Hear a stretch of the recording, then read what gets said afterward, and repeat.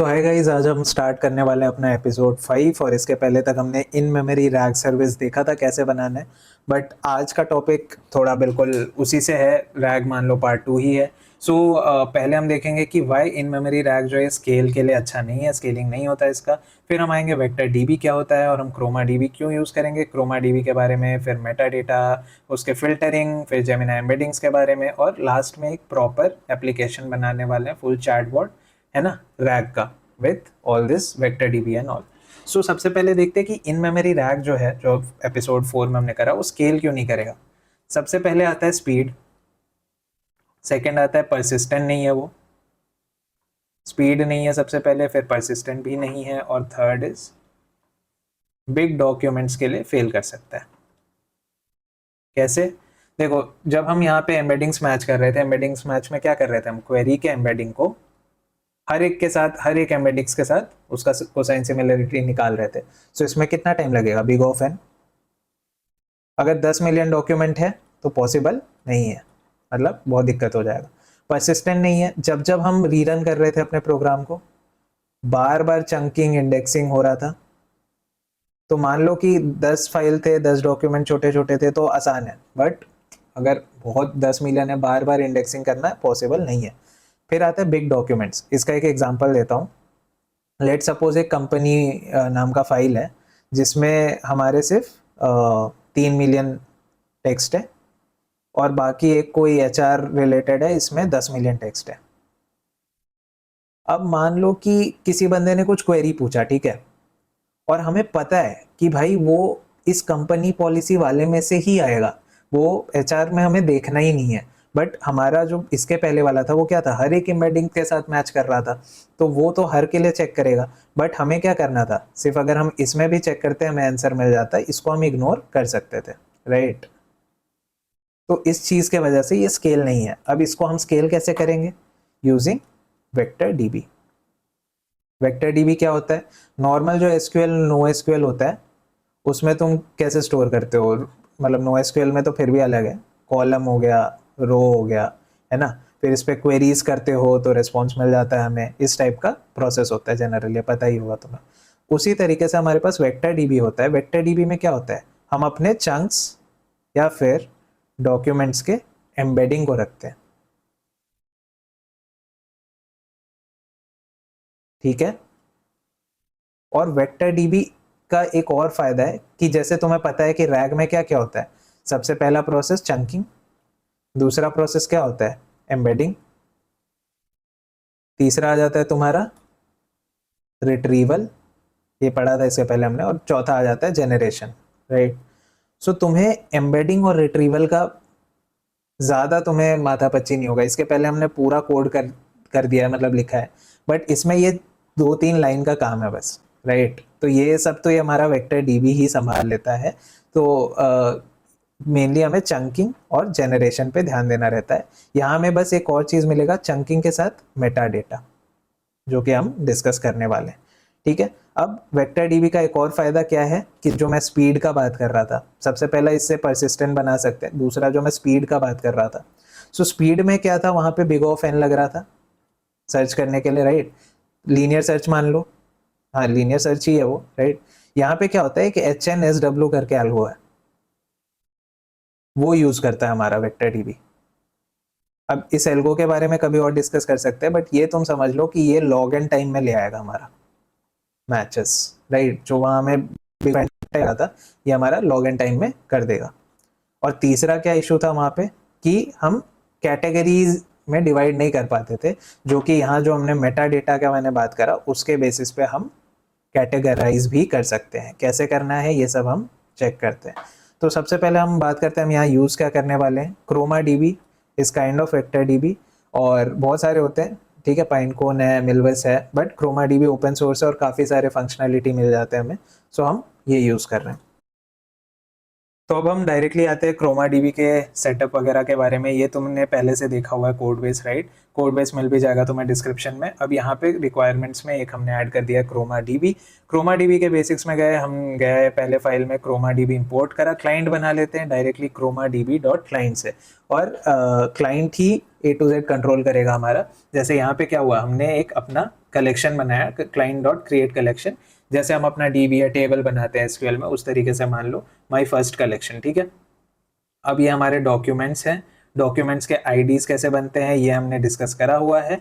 और अब यहाँ पे काफ़ी इंटरेस्टिंग पॉइंट आ जाता है कि इसके पहले हम ऐड करने के लिए क्या कर रहे थे, हर एक का एम्बेडिंग निकालते थे, स्टोर करते थे, राइट। सो यहाँ पे क्या है, वो A to Z प्रोसेस ये सिर्फ 2-3 लाइन में हो सकता है कि जब तुम यूज करोगे कि collection dot add, my bad,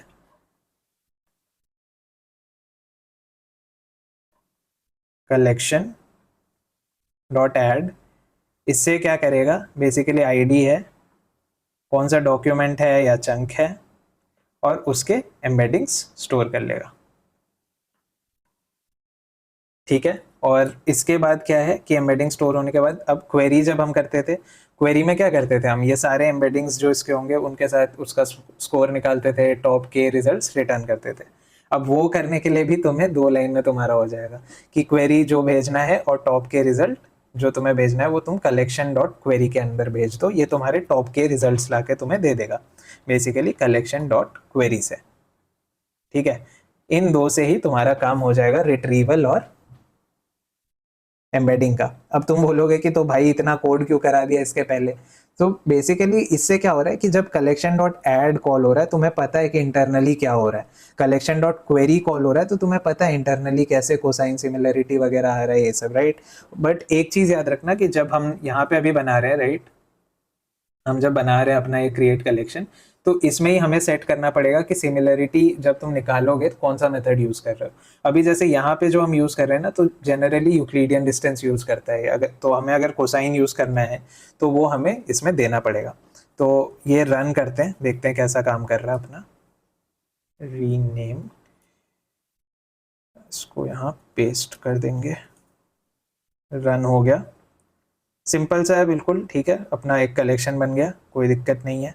और यहाँ पे हमारा मशीन लर्निंग से जो भी क्वेश्चन था उसके हिसाब से यहाँ देखो ये क्रोमा डीबी डिस्टेंस रिटर्न कर रहा है। हमने क्या देखा था, हमने देखा था सिमिलरिटी स्कोर कोसाइन, राइट। तो यहाँ पे उल्टा है कि जितना कम डिस्टेंस होगा बेसिकली उतना कम डिस्टेंस है दो वेक्टर के बीच में, राइट, सो ज़्यादा सिमिलरिटी होगा। सो ये बस कहने का है अपना अपना तरीका, राइट। वहाँ पे हमने सिमिलरिटी को डिसेंडिंग में रखा था क्योंकि जितना ज़्यादा सिमिलरिटी, यहाँ जितना कम डिस्टेंस उतना ज़्यादा सिमिलरिटी, राइट। सो ये हमारे 2 क्वेश्चन के हमें आंसर मिल गए। अब तुम यहाँ बोलोगे परसिस्टेंट तो नहीं है, इन मेमोरी मोड ही है, तो वो भी हम आगे देखेंगे। अब नेक्स्ट टॉपिक आता है adding with Meta data. Meta data क्या होता है, जब हमने यहाँ पे देखो आईडी हमारे पास डॉक्यूमेंट है, चंक है, और उसके हमने एम्बेडिंग स्टोर करे। अब लेट सपोज जो मैंने एक यूज केस बताया था तुम्हें, यहाँ पे बताया था ये वाला, ठीक है, कि बिग डॉक्यूमेंटेशन है, इसमें हो सकता है कि इस कंपनी के 3 मिलियन हो, दूसरे वाले का हो सकता है कि 10 मिलियन हो। तो जब हम डॉक्यूमेंट डाल रहे हैं या फिर चंकिंग डाल रहे हैं, हम वहीं पे और भी कॉलम्स डाल सकते हैं अपने मन से कि लेट सपोज इसका सोर्स क्या है, ये कौन से कैटेगरी में है, और ये कौन से डेट पे पब्लिश हुआ था। लेट सपोज अब हमारे पास सोर्स है, ठीक है, कि ये कंपनी 1 का है, कैटेगरी HR का है, तो हो सकता है कि इन फ्यूचर जब हमें सर्च करना होगा फॉर एम्बेडिंग्स, राइट, मैच करना होगा, तो हम ये लगा सकते हैं कि where source is equal to company 1। तो ये बेसिकली वही एम्बेडिंग सर्च करेगा जहाँ पे सोर्स कंपनी 1 हो या कैटेगरी HR हो या जो भी, मतलब कंडीशन हम ऐड कर सकते हैं, और मेटा डेटा हमें वही हेल्प करता है। तो मेटा डेटा ऐड करने का तरीका क्या है, बिल्कुल सेम प्रोसेस यहाँ क्लाइंट बनाया, second is client dot create collection, create collection में नेम दिया, और जब क्रिएट कलेक्शन के टाइम में हम ये एक दूसरा मेटा डेटा हुआ, ये बेसिकली ये वाला यहाँ पे यूज़ नहीं हो रहा, ये मैं बस बता रहा हूँ कि अगर तुम्हें कोसाइन सिमिलरिटी यूज़ करना है ना, तो तुम ये की भेज देना HNSW स्पेस के अंदर कोसाइन, तो ये बेसिकली जब सिमिलरिटी निकाल रहा होगा तो ये कोसाइन सिमिलरिटी यूज़ करेगा। जनरली अगर नहीं पास करोगे, इसके पहले नहीं करा था, तो वो यूक्लिडियन यूज़ करता है मेनली। तो अब डॉक्यूमेंट है हमारे पास, इसके हमने आईडीज बना लिए, मेटा डेटा भी बिल्कुल उसी तरीके से बनाएंगे जैसे आईडी बनाते हैं, 1-to-1 मैपिंग सबके लिए। सो इसका पहले का क्या है, सोर्स ये है, कैटेगरी ये है, डेट ये है, डिक्शनरी के अंदर रख रहे हैं सबको। इसका सोर्स ये है, कैटेगरी ये है, डेट ये है। तो ये 1 to 1 बेसिकली डॉक्यूमेंट आईडी और मेटा डेटा तीनों का साइज सेम होना चाहिए, राइट। और जब ऐड कर रहे होंगे तो डॉक्यूमेंट्स में डॉक्यूमेंट जाएंगे, आईडीज में आईडीज जाएंगे और मेटा डेटा में मेटा डेटा जाएंगे। तो ये ऑटोमेटिकली इस फॉर्मेट में ये स्टोर कर लेगा, राइट। अब स्टोर करने के बाद बस क्या करना है, क्वेरी करना है अपने को। क्वेरी का बिल्कुल सेम फॉर्मेट है, ठीक है। तो देखते हैं मेटा डेटा इसने स्टोर करा है कि नहीं। यहाँ प्रिंट करा रहे हैं मेटा डेटा, और मैं जो ये रिजल्ट्स आ रहे हैं ना यहाँ पे, इस रिजल्ट को मैंने यहाँ प्रिंट करा है, तो वहाँ हम देख सकते हैं कि मेटा डेटा आया कि नहीं। सो इसको करते हैं हम क्लियर, मेटा डेटा चेक कर लेते हैं। कॉपी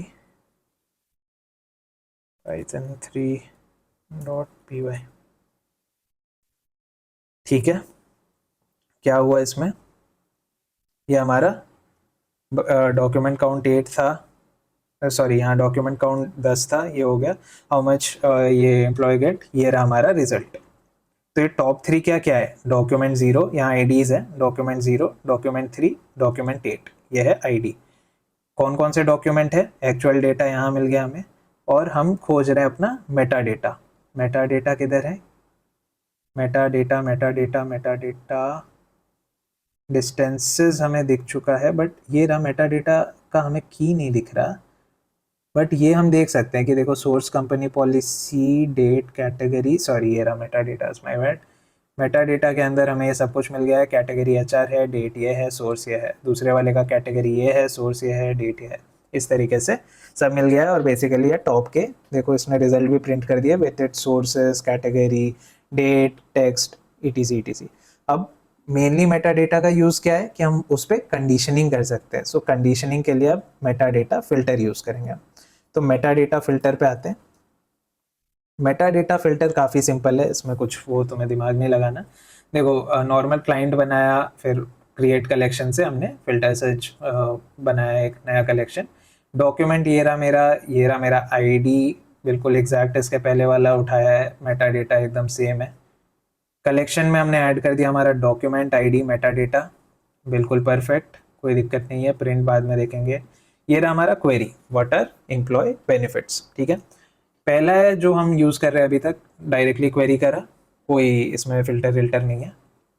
अब अगर तुम्हें फिल्टर लगाना है, तुम वेयर यूज़ कर सकते हो, where the source is company policy, where the source is company policy, where the source is company policy, यही चीज़ मैं बताना चाह रहा था। वैसे ही वेयर कैटेगरीज एचआर, फिर ये सारे भी वेरिएबल यूज़ कर सकते हो। Where year is greater than equal, GT means कि greater than equal, where year is greater than equal to 2025, right. फिर उसके बाद यहाँ पे एंड ऑपरेटर यूज़ कर सकते हो कि सोर्स इज ये and year is greater than equal to 2025। अगर तुम्हें और मतलब देखना है सो बेसिकली यहाँ आ सकते हो, तो क्रोमा के इसमें ऑफिशियल डॉक्यूमेंटेशन, यहाँ तुम्हें बहुत कुछ मिल जाएगा, है ना। इक्वल है तो EQ यूज़ करते हैं, ग्रेटर के लिए GT यूज़ करते हैं, ठीक है। एंड और इन, नॉट इन, सब कुछ तुम्हें यहाँ मिल जाएगा, बढ़िया। सो हम कहाँ थे, हाँ ठीक है। सो ये इस तरीके से हम where document, basically document search भी कर सकते हो तुम, और ये वेयर कंडीशंस तुम उसमें से भी पढ़ सकते हो, जो भी कंडीशनिंग करना है तुम वेयर यूज़ करके कर सकते हो। तो इसको भी हम एक बार रन कर लेते हैं, कोई बड़ा बात नहीं है ये। python3.py, ठीक है। तो इसमें कहीं पे भी आप देखोगे जैसे सोर्स कंपनी पॉलिसी है, तो जितने भी ये देखो सोर्स है कंपनी पॉलिसीज में ही इसने सर्च करा है, राइट। अगर तुम यहाँ ऊपर वाले में देखोगे सेम क्वेश्चन के लिए इसने प्रोडक्ट डॉक्स के लिए भी सर्च करा था, बट यहाँ पे वेयर कंडीशन के चक्कर में नहीं करा। यहाँ पे देखो सारे HR ही हैं और कुछ नहीं है। ईयर ग्रेटर देन 25, सारे 25 से ग्रेटर देन इक्वल टू ही है। तो इस तरीके से तुम फिल्टरिंग कर सकते हो। चौथा ये एक छोटा सा वो है बट इम्पॉर्टेंट है कि अभी हमें पता नहीं है कि एम्बेडिंग कौन से मॉडल से हो रहा है, इंटरनली क्या कर रहा है, क्रोमा कोई मॉडल यूज़ कर रहा है, हमें आइडिया नहीं, बट वो खुद एम्बेड कर रहा है। बट हमें अभी तक भरोसा है 3 और 4 हमने देखा है कि जेमिनाई के एम्बेडिंग मॉडल अच्छे हैं। तो अगर तुम्हें अपना कस्टम एम्बेडिंग मॉडल भेजना है तो कैसे भेजोगे, तो बेसिकली एकदम वही सेम प्रोसेस है, ठीक है। क्रोमा का क्लाइंट बनाया तुमने, क्रिएट कलेक्शन बनाया, बस एक इसमें तुम्हें एक एम्बेडिंग फंक्शन पास करना है। एम्बेडिंग फंक्शन यहाँ जेमिनी ईएफ बनाया। अब जेमिनी ईएफ ये तुम्हें इंटरनली मिल जाएगा क्रोमा के अंडर ही, एम्बेडिंग फंक्शन है। इसके अंदर तुम Google Gemini embedding function use कर सकते हो। ओपन एआई का यूज़ करना है तो ओपन एआई के लिए भी अलग है, ठीक है। और इसमें सिर्फ तुम्हें मॉडल नेम पास कर देना है, टास्क टाइप हम रैग बना रहे, रिट्रीवल डॉक्यूमेंट डाल दिया। सो ये बस तुम्हें एक ये ऑब्जेक्ट बनाना है, ठीक है, एम्बेडिंग फंक्शंस यूज़ करके, और ये तुम्हें यहाँ एम्बेडिंग फंक्शन में पास कर देना है, जिससे पता चल जाएगा कि अब कुछ भी यूज़ करना है अगर हम एम्बेडिंग के लिए, तो हम जेमिनी एम्बेडिंग 001 यही वाला मॉडल यूज़ करेंगे, राइट। इनबिल्ट वाला नहीं यूज़ करेंगे, ये क्रोमा को पता चल जाएगा। बाकी प्रोसेस बिल्कुल वही है भाई, डॉक्यूमेंट है, आईडीज़ हैं, फिर कलेक्शन में ऐड कर दिया हमने यहाँ डॉक्यूमेंट और आईडी, ये हमारे क्वेरीज हैं, और यहाँ पे हमने कलेक्शन डॉट क्वेरी यूज़ करके प्रिंट कर दिया। सो ये मैं रन नहीं कर रहा यार, ये तुम चेक कर सकते हो, ये बस तुम्हें मेनली ये पार्ट बताना था इसलिए ये प्रोग्राम लिखा है। अब लास्ट जो हमारा सबसे इम्पॉर्टेंट पार्ट है, important part of this lecture, कि हम एक प्रॉपर रैग वो बनाने वाले हैं। सो रैग बनाने के लिए 4 चीज़ हमें पता है, चंकिंग करना है, एम्बेडिंग करना है, रिट्रीवल करना है, और जनरेट करना है। और इस टाइम तक हम नॉर्मल वेरिएबल्स में ले रहे थे डॉक्यूमेंट, बट अब यहाँ तुम सैम्पल डेटा में देखो, हमारे पास एक कंपनी पॉलिसीज डॉट टी है, FAQs है, प्रोडक्ट डॉक्यूमेंटेशन है, ठीक है, अलग अलग चीज़ें। इन तीनों फाइल पे हम रैग बनाने वाले हैं। सो हमें क्या करना पड़ेगा, सबसे पहले लोड करना पड़ेगा हमारे फाइल्स को। लोड फाइल करके हमें इसका चंकिंग करना पड़ेगा, चंक्स हमें मिल जाएंगे। चंक्स को हम भेजेंगे कहाँ, अपने क्रोमा डीबी में, क्रोमा ऑटोमेटिकली उसका एम्बेडिंग कर देगा। और यहाँ एक और क्या इंपॉर्टेंट चीज़ होगा कि चंक्स के साथ हमें उसका मेटा डेटा भी रखना पड़ेगा। और क्रोमा एम्बेडिंग के बाद जब हम क्वेरी करेंगे, क्रोमा ही हमारे लिए क्या कर देगा, रिट्रीवल कर देगा। और उस रिट्रीवल, लेट सपोज टॉप के चीज़ें आ गए हमारे पास रिजल्ट्स में, यही हमारा कॉन्टेक्स्ट होगा जब हम जेनरेट कॉल कर रहे होंगे अपने एक्चुअल जेमिनी मॉडल को for formatting our response. So basically on basis of this context हम अपने आंसर्स देंगे, करेक्ट। तो हम यहाँ डायरेक्टली आते हैं अपने कोड पे, क्योंकि आधे चीज़ें इसमें तुम्हें पहले से पता होंगी, ठीक है। यहाँ हम देखेंगे परसिस्टेंट कैसे होता है। इसके पहले हम यूज़ कर रहे थे Chroma DB dot client, right. तो क्लाइंट में क्या था, जैसे जैसे हम रीरन करेंगे वैसे वैसे बार बार वो चंकिंग इंडेक्सिंग वाला प्रोसेस करेगा। बट यहाँ पे अगर हमने एक पाथ दे दिया है और हमने क्या यूज़ करा, Chroma DB dot persistent client, तो ये क्या करेगा, अगर एग्जिस्ट नहीं करता तो बना देगा, बट अगर ऑलरेडी एग्जिस्ट करता है तो वो नहीं बनाएगा, बेसिकली उसी को यूज़ करने का कोशिश करेगा। तो इससे क्या होगा, कितने बार भी रीरन कर लो, अगर एग्जिस्ट करता है सो कोई फ़र्क नहीं पड़ता अपने को, राइट। और ये हमने क्या करा, अपना कस्टम एम्बेडिंग मॉडल यूज़ करेंगे, बढ़िया है बिल्कुल। गेट और क्रिएट कलेक्शन यूज़ कर रहा है, सिर्फ क्रिएट कलेक्शन नहीं, क्योंकि ऑलरेडी अगर एग्जिस्ट करता है तो नया बनाने का कोई ज़रूरी नहीं है, राइट। सो यहाँ पे हमने पास कर दिया अपना रैग डॉक्यूमेंट, एम्बेडिंग फंक्शन में कस्टम अपना जेमिनी का मॉडल, और मेटा डेटा में कोसाइन यूज़ करना है, कोसाइन सिमिलरिटी, ठीक है। सो ये हमने अपना कलेक्शन बना लिया, बढ़िया है। अब इंडेक्सिंग करेंगे अपना।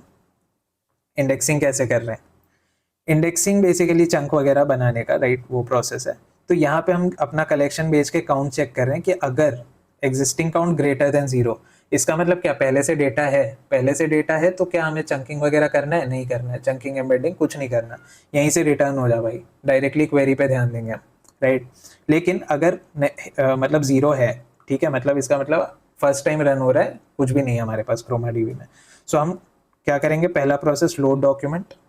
लोड डॉक्यूमेंट तुम्हें अच्छे से पता है, राइट, कैसे हम यहाँ सैम्पल डॉट txt से डेटा उठाते हैं।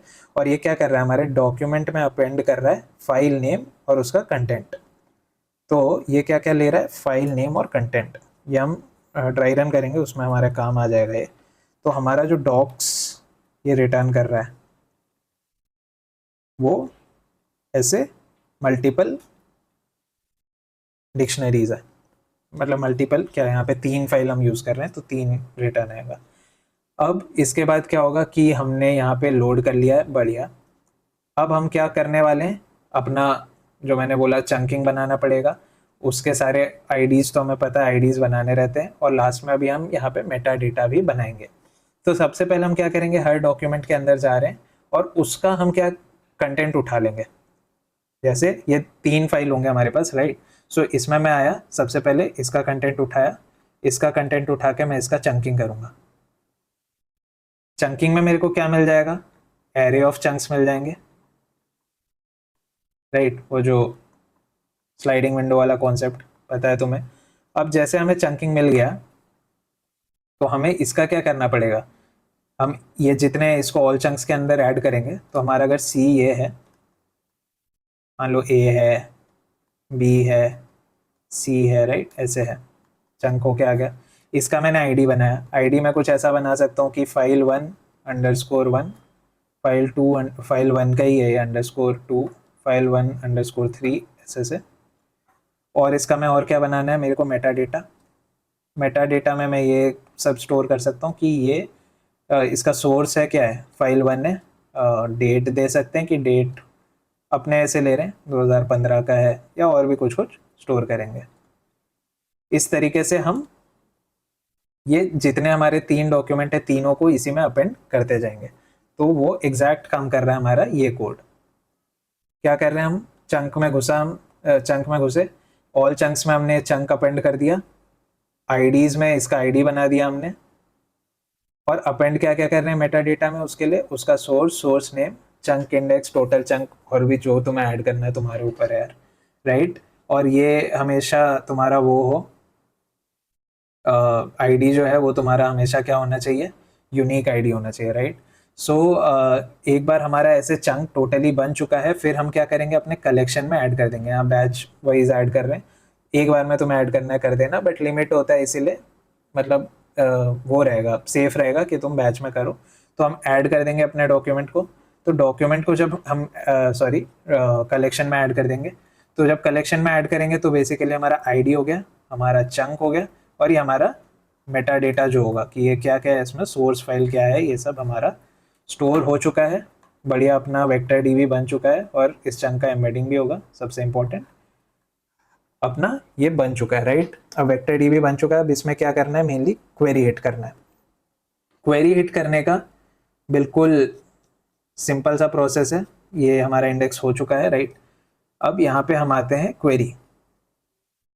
क्वेरी में ये कुछ मैंने एडिशनल वो लगाए कि अगर यूज़र इनपुट क्विट है तो एग्जिट कर जाना, अगर सोर्सेज है तो बता देना कौन कौन से फाइल्स प्रेजेंट है जो इन हमारे सोर्स, ठीक है। तो ये तुम डायरेक्टली हमारे कलेक्शन में से निकाल सकते हो, collection.get में से तुम निकाल सकते हो कि मेटा डेटा में कौन कौन से फाइल है, राइट, वो वाले कौन कौन से सोर्सेज है, और उसका हमें डिस्टिंक्ट वो चाहिए, इसलिए हम यहाँ पे सेट यूज़ कर रहे हैं।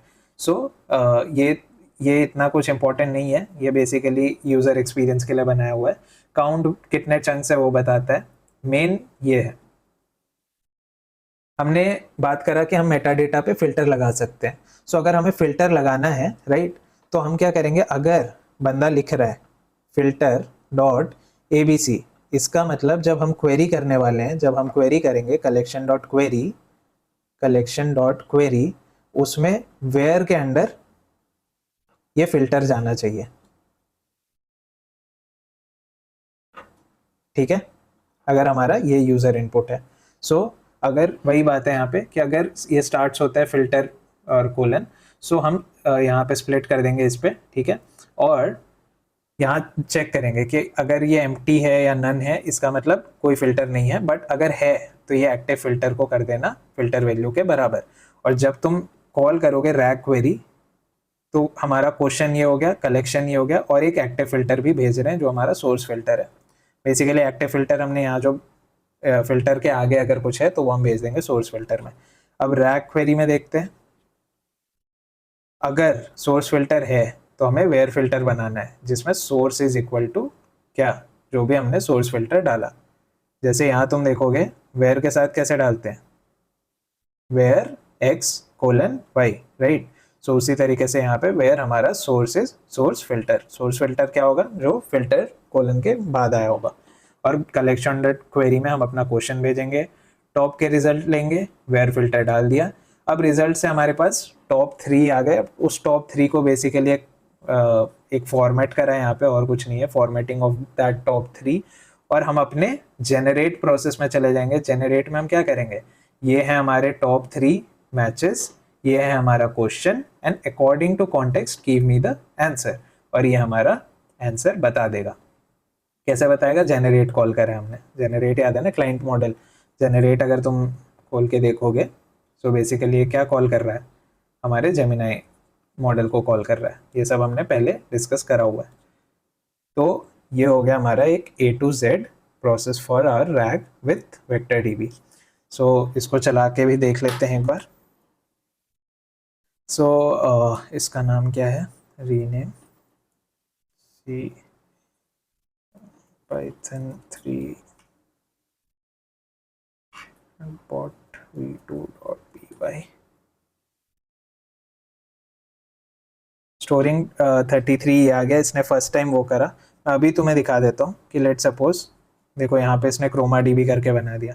अगर मैं क्विट करता हूँ राइट, और मैं वापस से चलाता हूँ, इस बार इसने नहीं करा, कलेक्शन ऑलरेडी हैज 33 चंक्स, उसने इसमें से ही देख लिया। तो ये परसिस्टेंसी हो गया हमारा।